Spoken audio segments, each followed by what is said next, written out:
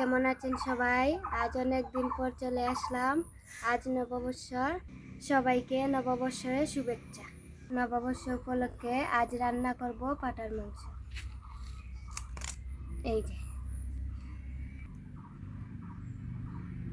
আজ মাটির চুলায় রান্না করব। তাহলে চলেন গিয়ে শুরু করি।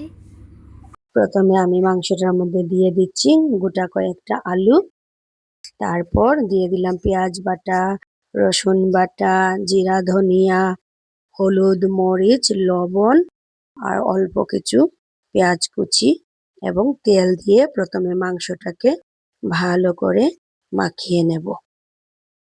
পাটা খাসির মাংসের মধ্যে মশলা একটু বেশি দিতে হয়, আর না হলে একটা গন্ধ থেকে যায়।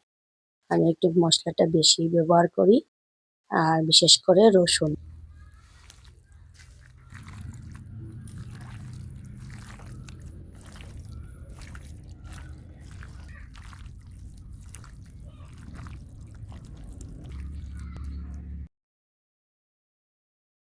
আমার মাখানো হয়ে গিয়েছে, এবার যাই গিয়ে চুলা জ্বালিয়ে নেই।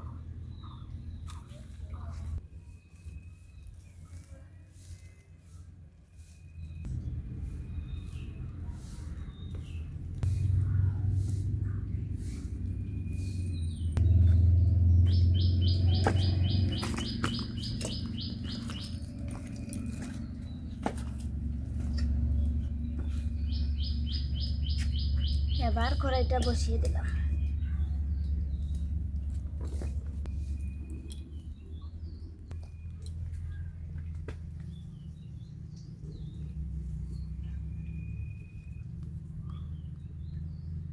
মাটির চুলার রান্না খেতে অনেক ভালো লাগে, আর বাটা মশলা দিয়ে তো আরো ভালো লাগে।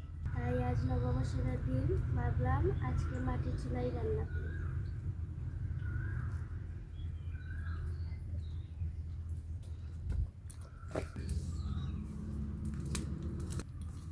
আমার কড়াই গরম হয়ে গিয়েছে, এবার তেল দিয়ে দিচ্ছি।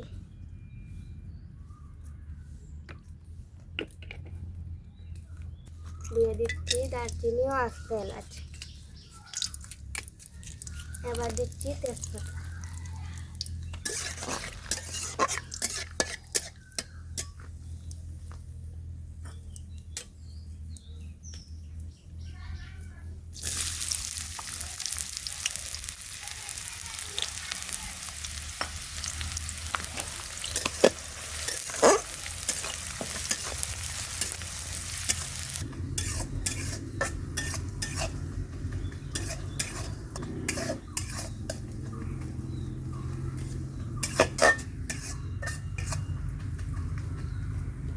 এরকম পরিবেশ ভালো লাগে না? আপনাদের কেমন লাগে? আমার তো খুব ভালো লাগে। এরকম পরিবেশে রান্না মনে হয় পিকনিক পিকনিক।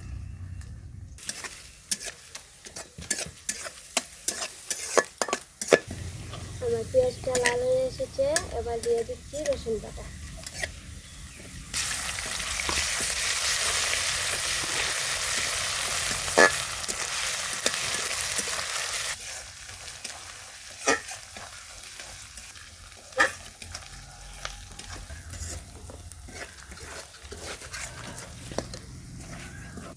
আমার রসুন ভাজা হয়ে গিয়েছে, এবার মাংসটা দিয়ে দেবো।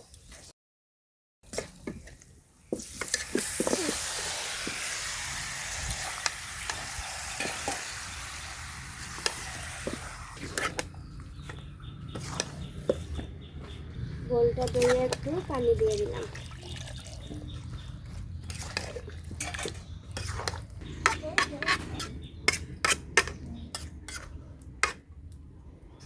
এবার আমি ঢেকে দিচ্ছি।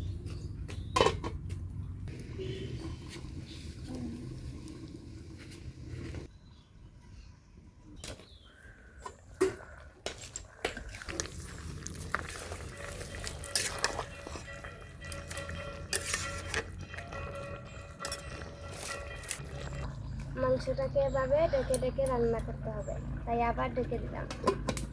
এভাবে ঢেকে ঢেকে আমি কষিয়ে নেব।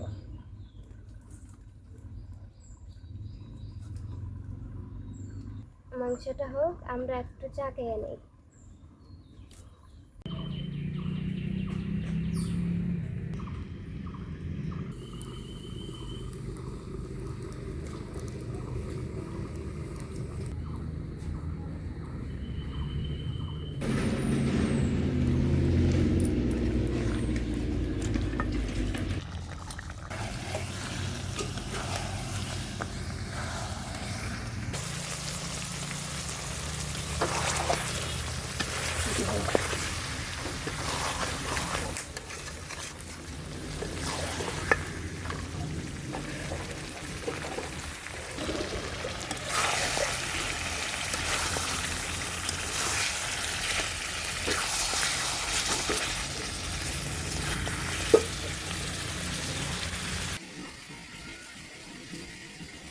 আমার মাংস কষানো হয়ে গিয়েছে, এবার আমি দুধ দিয়ে দিচ্ছি।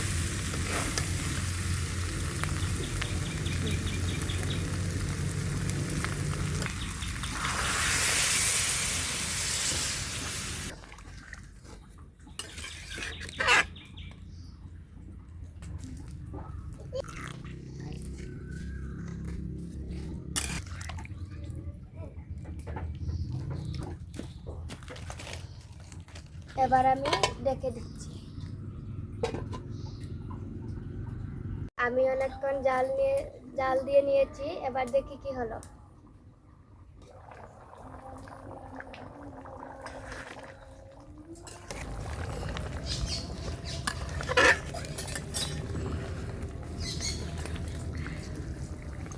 তরকারি হয়ে গিয়েছে, এবার আমি আদা বাটা, দারচিনি ও এলাচ বাটা দিয়ে নামিয়ে নেব। দিয়ে দিচ্ছি আদা বাটা।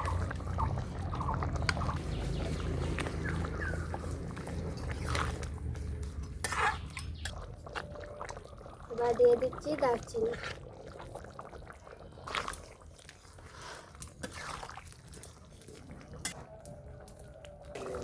তরকারি হয়ে গিয়েছে, এবার আমি নামিয়ে নেব।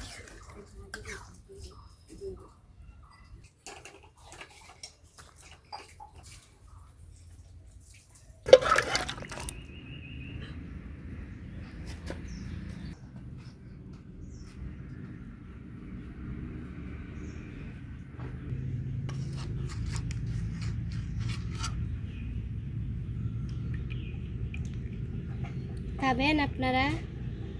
খেতে চাইলে চলে আসেন। রেসিপিটি অবশ্যই কমেন্টে জানাবেন। ভালো থাকবেন সবাই।